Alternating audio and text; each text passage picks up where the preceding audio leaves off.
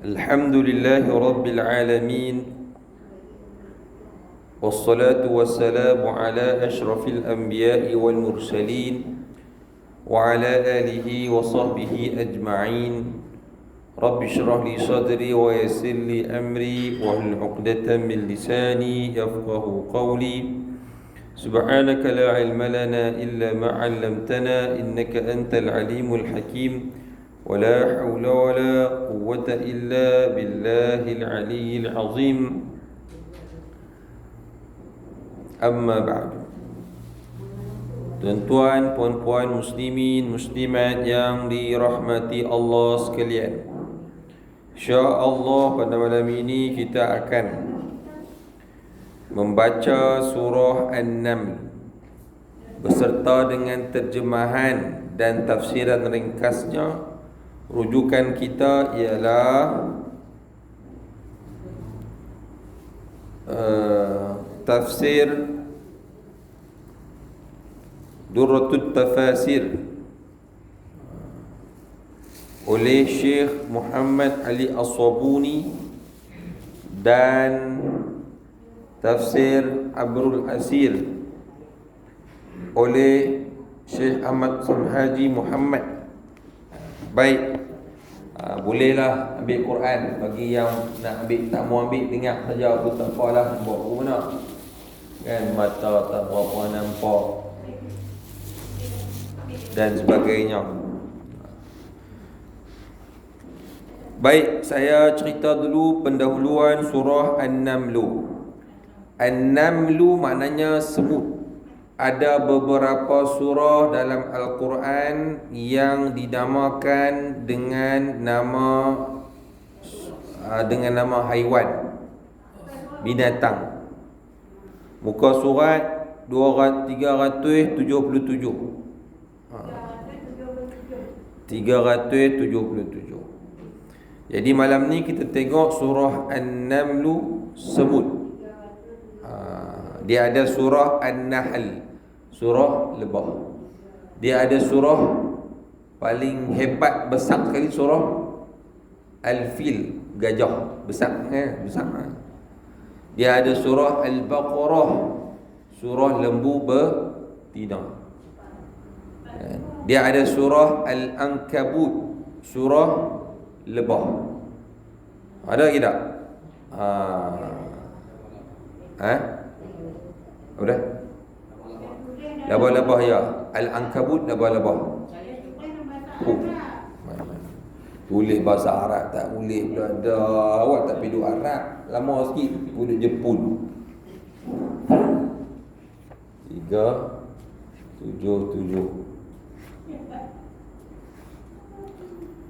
Kalau Quran ada teng bahasa Jepun senang. Quran tak ada bahasa Jepun payah. Oi, Jepun tengok bayaran. Jepun mana? Jepun nawa. Baik, dia adalah surah yang ke-27, ayatnya 55. Bismillahirrahmanirrahim. Ya Tasin. Pendahuluan mengenai surah An-Naml yang ni kita baca dalam tafsir Abrul Asir. Surah An-Naml ini bilangan ayatnya ayat 1 sampai 55. Oh, 155 tu maksud juzuk 19. Dia ada semua 93 ayat. Ayatnya sebanyak 93 dan diturunkan di Mekah. Waktu turun surah ni Nabi masih belum berhijrah. Setelah turunnya Asy-Syu'ara, dia turunnya selepas surah Asy-Syu'ara. Dan dalam mushaf yang kita baca, Quran yang kita baca ni, memang pun dia selepas surah Asy-Syu'ara. Dan penurunan tertib penurunannya juga adalah selepas surah Asy-Syu'ara. Asy-Syu'ara maknanya penyair-penyair. Zaman ketika Al-Quran turun, ada ramai penyair dalam kalangan bangsa Arab yang hebat-hebat. Bila turun Al-Quran, mereka melopong, mereka terpekun, mereka hairan, Depa takjub dengan bahasa yang ada dalam Al-Quran. Depa duk hebat takjub dengan bahasa yang depa penyair-penyair kalangan depa. Bila turun Quran lagi takjub. Ini ni bukan kalam manusia. Ini bukan kalam manusia. Manusia takkan mampu buat sebegini. Ia mempunyai saya tengah lagi duk cari-cari lagi. Habis masuk isyak pun tak jumpa lagi. Jam kata. Dia pakat kalau cari, belah kali tak jumpa, kuliah pun tak dengar, senyap lagu tu. Apa tu kan lena balik. Tak apalah, boleh duduk dalam kita kata duduk dalam ilmu pun ada ganjaran pahala yang besar lah cerita kan. Tapi kita boleh faham lagi, bagus lagi lah. Baik.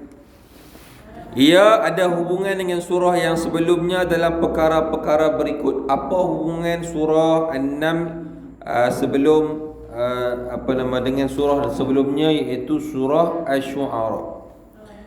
Sebagai penamat dari apa yang ada di dalam surah yang sebelumnya, kerana dalam surah ini ada tambahan dari yang sudah diceritakan. Siapa? Memang macam ni ya? Lampu dia lilak-lilak. Lilak, tak apa kan? Lagi dia buat macam naik club boleh baru ni, club malam. Lagi bangkit joget pula, malu jam.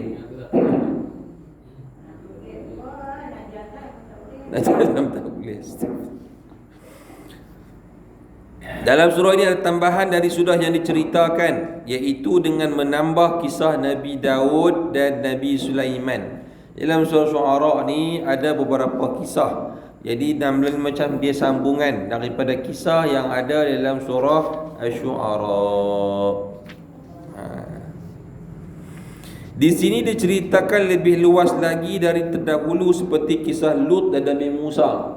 Jadi ada kisah Nabi Musa yang sebelum dalam surah sebelumnya, cerita lagi dalam surah ni tambahannya lagi. Kedua-dua surah yang ini dan yang sebelumnya ada disebutkan tentang sifat-sifat Al-Quran, bahawa ia adalah sebenarnya datang dari Allah. Tidak diragukan, Al-Quran itu turun daripada Allah Subhanahu wa taala kepada utusannya Nabi Muhammad sallallahu alaihi wasallam melalui perantaraan Jibril alaihi salam. Yang keempat, menjadi penghibur kepada Nabi. Surah ini jadi penghibur kepada Nabi sallallahu alaihi wasallam kerana menerima tentangan dari kaumnya yang kufur dan menolak seruannya. Jadi di antara ciri surah yang turun sebelum Nabi kita hijrah, waktu tu Nabi kita duduk di Mekah, ialah ciri dia apa? Surah-surah tersebut cerita pasal orang dahulu, pasal kisah-kisah Nabi dahulu, kaum-kaum terdahulu. Satunya adalah untuk ubat hati Nabi, kerana dakwahnya tidaklah begitu diterima oleh kafir Quraisy, musyrikin Quraisy. Jadi surah-surah yang turun pada zaman waktu Nabi duduk di Mekah, duduk di Makkiyah, yang jenis Makkiyah, surah-surah yang bagi semangat dekat Nabi, teruskan perjuangan, bersabar. Cerita-cerita yang dulu meningkatkan motivasi Nabi untuk terus berdakwah. Cerita Nabi Musa, cerita Nabi Sulaiman, cerita Nabi Daud, cerita Nabi Lut dan sebagainya. Samalah kita umat Islam, kalau kita berasa gundah, kita berasa tak seronok, gelisah, satu cara, dan cara itu cara yang terbaik, ialah kita ambil Al-Quran, kita baca Al-Quran, kita tengok tadabbur Al-Quran tersebut, insya-Allah hilang gelisah, hilang perasaan sedih, hilang segala yang tak baik, akan main kebaikan kepada kita. Jadi sudah kita baca, ya. Kita baca 5 ayat dulu, insya-Allah. Sedia? A'udzu billahi minasy syaithanir rajim.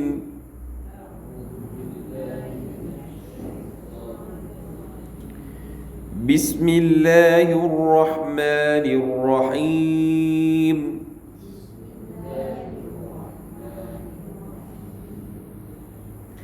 Tasin.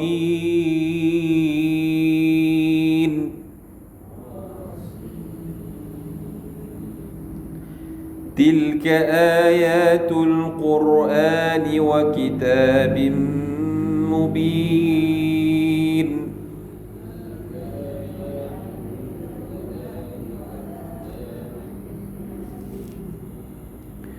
هدى وبشرى للمؤمنين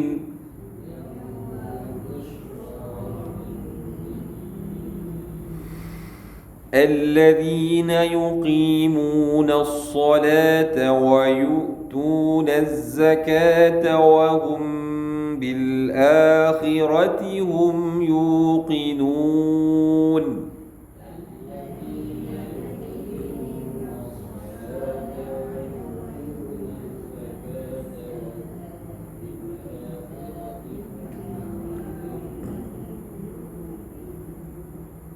إن الذين لا يؤمنون بالآخرة زينا لهم أعمالهم فهم يعمهون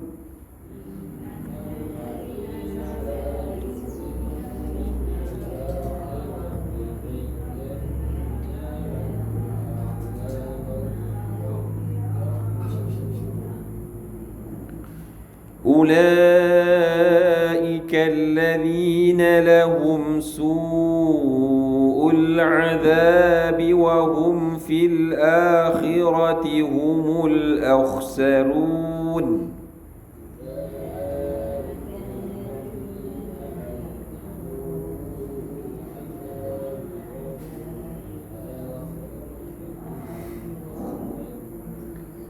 Baik, sampai situ dulu. Sadaqallahul azim. Dengan nama Allah yang Maha Pemurah lagi Maha Penyayang. Jadi surah ini dia mula dengan Tasin. Ta itu 2 harakat, Sin itu 6 harakat, macam Yasin. Dia panggil huruf potong. Dipanggil huruf potong. Huruf potong lah, huruf 1, 1, 1, 1. Huruf yang terpotong. Jadi kita baca to, sin, kan? Apa nama dia adalah peringatan. Dia adalah satu, orang panggil peringatan bahawa Al-Quran ni i'jaz, kemukjizatan Al-Quran, maksudnya macam tu. Dan bila Nabi baca Tasin, Arab pelik dengar. Oi, lain macam ni, apa benda ni? Tak ada. Depa tak ada pun lagu tu sebelum ni. Tiba-tiba ayat Al-Quran mula macam tu. Yang maknanya wallahu a'lam bis-shawab. Allah Ta'ala sahaja yang mengetahui maksudnya. Termasuk alif lam mim, ha mim, itu semua Allah SWT mengetahui maksudnya, walaupun ada takwilan oleh para ulama. Baik. Tapi sebenarnya tos ini dia lebih sebagai nak menunjukkan kemukjizatan Al-Quran dan nak bagi orang perhati, bagi orang ambil perhatian. Tilka ayatu. Dia kata apa ni? Huruf potong ini diletakkan di permulaan surah sebagai memberi ingat kepada si pembaca Al-Quran bahawa ada perkara penting yang akan diperkatakan patut diketahui olehnya. Satu lagi, tanda ayat-ayat Quran yang turun waktu Nabi duduk di Mekah, dia surah ni, ayat huruf muqatta'ah ni lah kebanyakan. Kecuali surah antaranya alif lam, tak banyak lah yang lain tu, alif lam mim, surah Al-Baqarah. Walaupun alif lam mim, tapi turunnya adalah waktu Nabi duduk di Madinah, Madaniyah namanya. Ali Imran. Yang ni kebanyakannya bila kita jumpa huruf potong macam ni, dia ni turun waktu Nabi duduk di Mekah lagi sebelum hijrah. Okey, kemudian maknanya sebab apa pula? Salah satunya fungsi dia untuk kita perhati tengok, ataupun nak abang kata ada perkara penting selepas itu Nabi Allah Ta'ala nak sebut, Allah Ta'ala nak abang kat kita. Jadi ambil perhatian.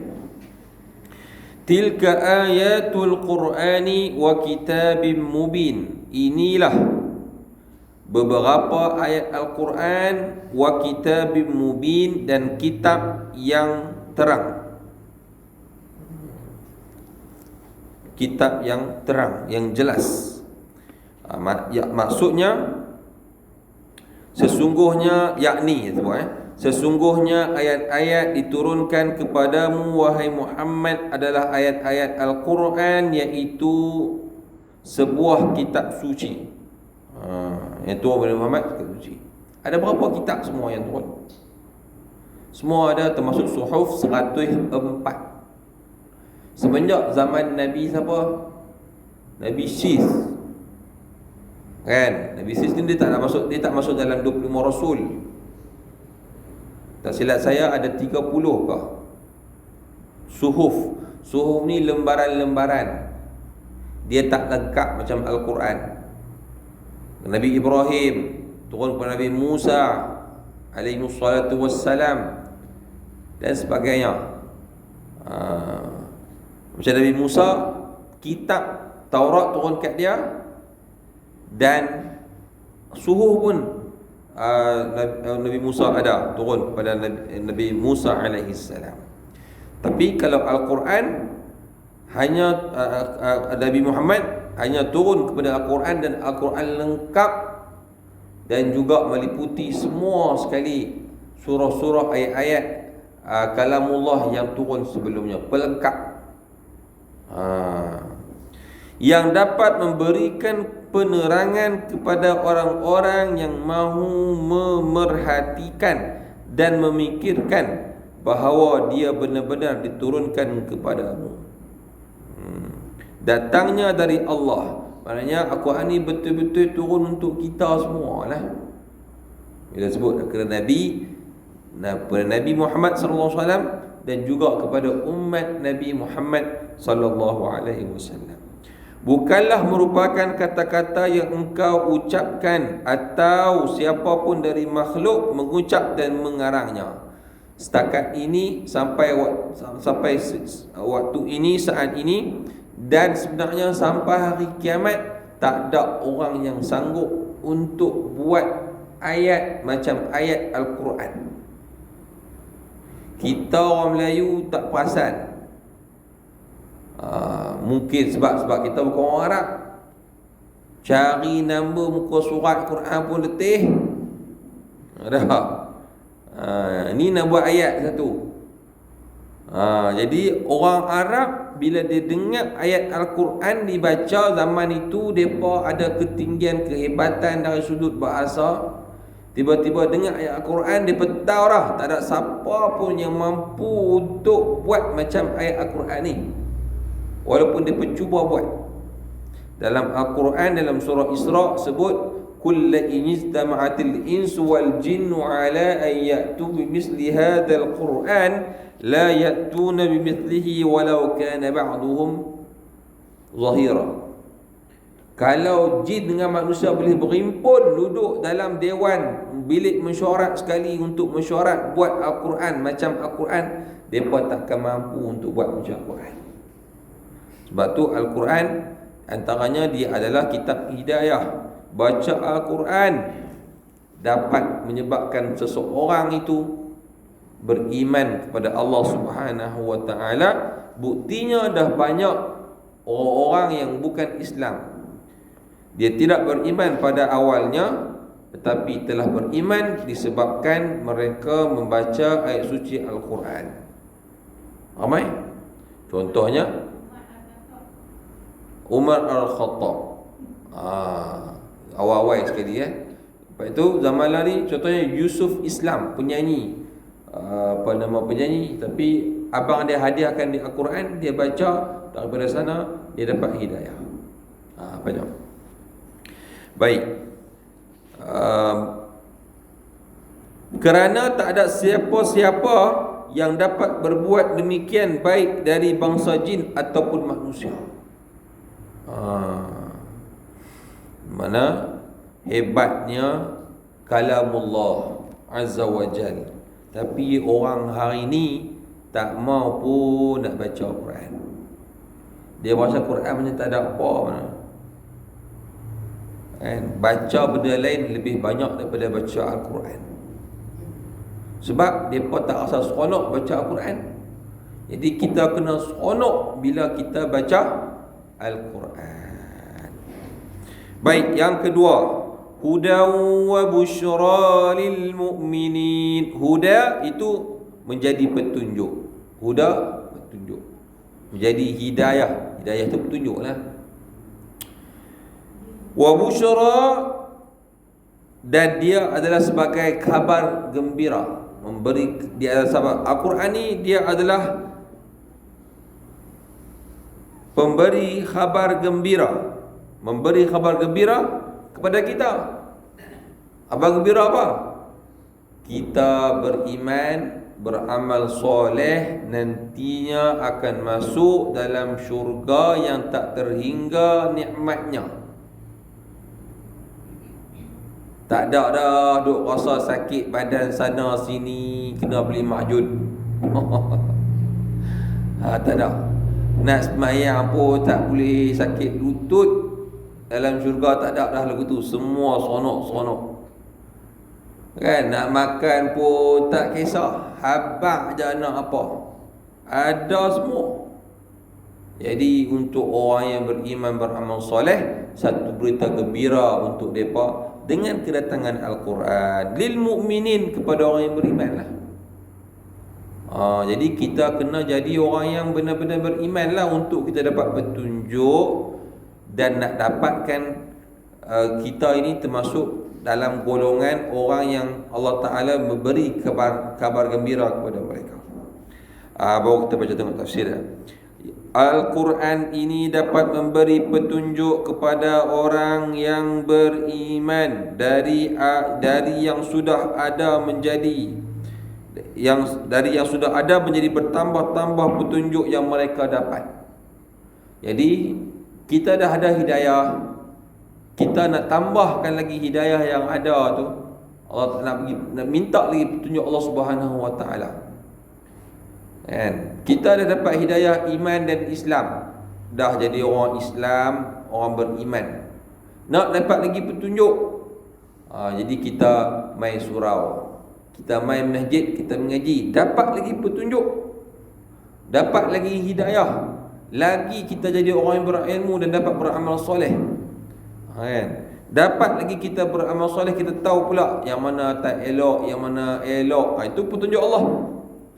Tambah petunjuk Allah, tambah lagi petunjuk Allah pada kita. Kita jadi seorang yang lebih baik daripada sebelum itu, bila bertambahnya petunjuk. Jadi tak boleh duduk saja, aku tak apa, dah Islam lah, nama Islam, kan? Apa jadi ya? Boleh kau masuk syurga? Tak jadi.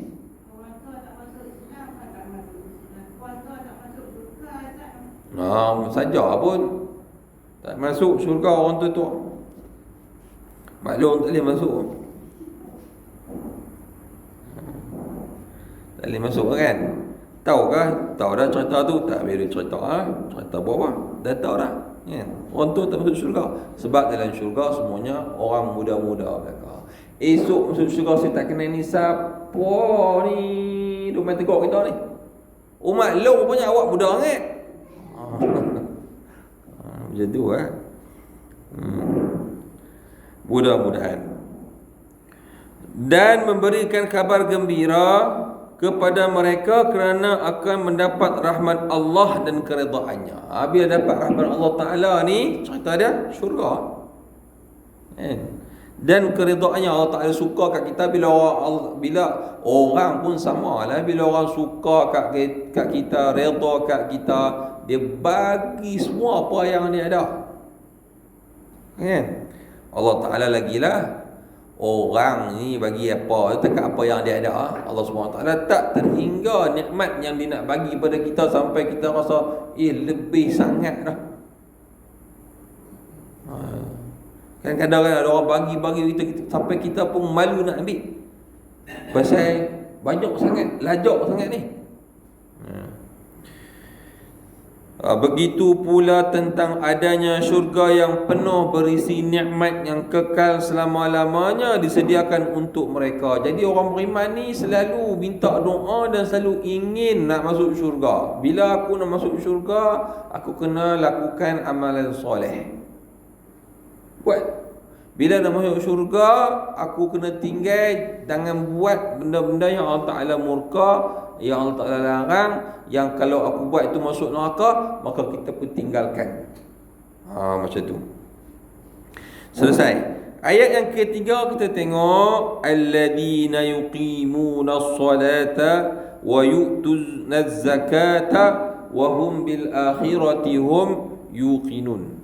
Alladzina, dan orang-orang yang yuqimuna, mendirikan as-salata, salat, wa yu'tuna, dan memberikan ataupun membayar ataupun menunaikan, wa yu'tuna az-zakata, zakat, menunaikan zakat, zakat fitrah, zakat harta dan sebagainya kan, yang wajib kita mesti kita lansaikan, baru kita boleh masuk dalam orang yang beriman.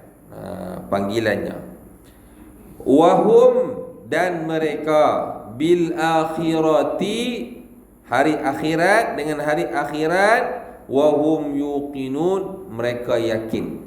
Hanya orang beriman yang yakin akan adanya hari akhirat melaksanakan segala titah perintah Allah Subhanahu wa ta'ala.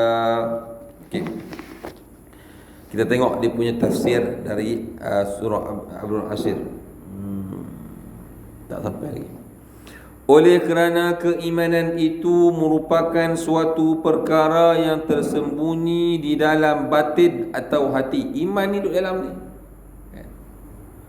Tasdiq bil qalbi,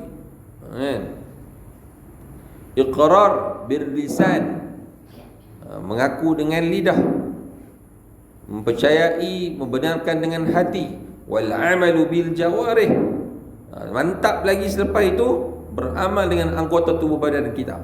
Tapi ini kata ni, iman itu tersembunyi di dalam batin atau hati, tidak dapat dilihat pada zahir, tak dapat tengok dalam ni, kan? Iman tu bentuk yang macam mana? Tapi kita boleh tahu kalau dah beriman bagaimana keadaan orang itu. Baik, maka untuk mengetahui setakat mana keimanan seseorang, hendaklah ia menampakkan keimanan itu dengan amalan-amalan dan perbuatan. Tak cukup dia kata aku beriman, tapi dia tak buktikan dengan perbuatan. Dia cakap dia beriman, tapi tak sembahyang. Hantu sana mohong.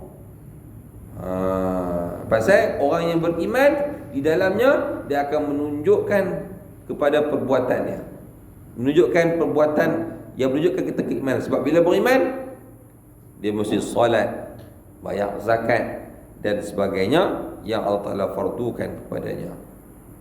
Tapi boleh jadi juga dia sembahyang, dia bayar zakat, tapi hati dia tak beriman, anggota tubuh badan dia saja. Maknanya yang itu dia munafik.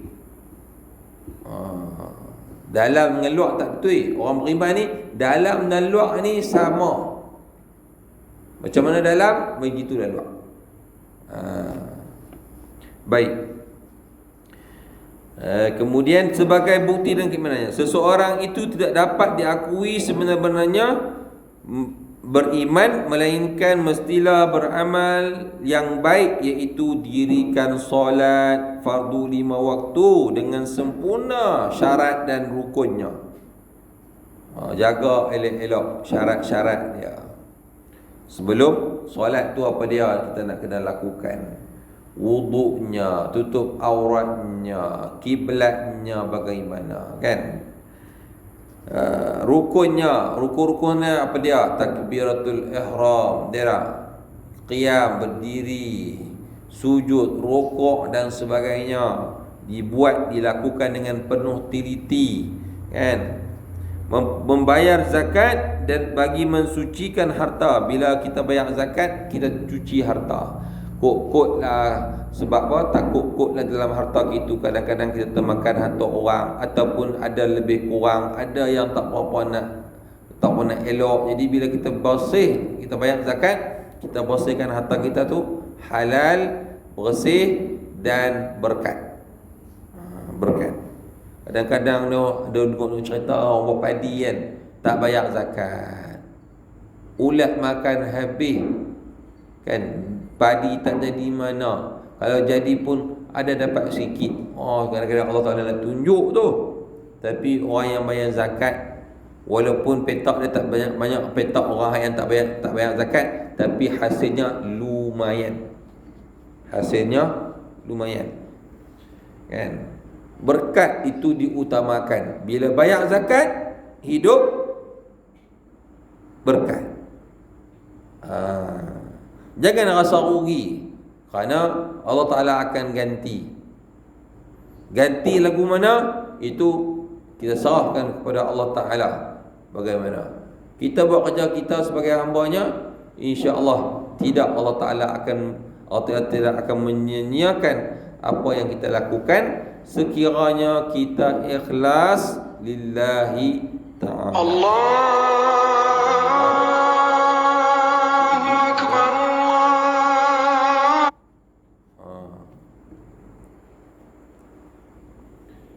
Ada lagi. Sampai 5 ayat ke-5. Ada kita 3 ni. Membayar zakat bagi mensucikan harta dan dirinya dari kekotoran batin. Bukan takat cuci harta, cuci batin hati kita ni bila kita bayar zakat. Bila tak bayar zakat, maknanya hati kita akan jadi kotor. Bila kotor, dia tak mau buat baik, ataupun kurang nak buat baik, payah nak buat baik. Jadi yang ini hanya orang yang beriman benar-benar kepada Allah Ta'ala hari akhirat sahaja yang dia akan rasa bila kebaikannya, bila dia mentaati perintah Allah Subhanahu wa Ta'ala. Begitu pula mesti percaya kepada hari akhirat, yang mana ia akan kembali kepada Tuhannya.